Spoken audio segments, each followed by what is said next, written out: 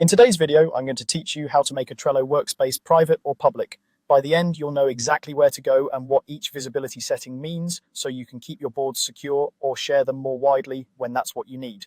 First, open your browser and head to Trello.com, then sign in to your account.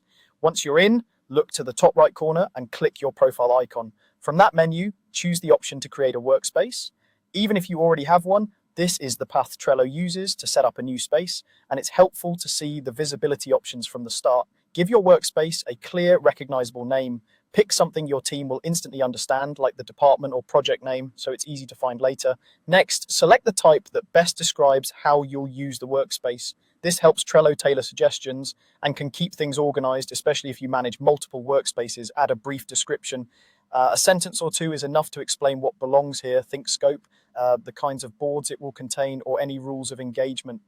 This extra context is great for onboarding and for keeping everyone aligned. When prompted to invite your team, you can add people right away or choose to do it later. If you're still setting things up, it's perfectly fine to skip invitations for now and return once your structure and visibility are exactly how you want them. Now open the workspace you just created and look to the left-hand side for settings. Click Settings to access the controls that govern how your workspace is shared. Find the Workspace Visibility section, then click Change on the right. Here's the key decision.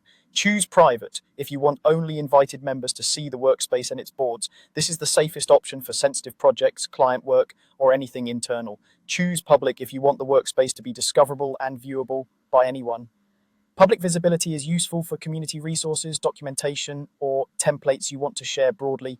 Before selecting Public, quickly review what will be visible and make sure there's nothing confidential in your boards or descriptions. After you pick the option that fits your needs, you're set. A quick tip before you wrap up. Boards inside a workspace can have their own visibility settings, so if you change the workspace level, it's worth taking a moment to review individual boards and make sure everything aligns with your sharing goals. That's it. Sign in, create or open your workspace, go to settings, change visibility, and choose private or public with confidence.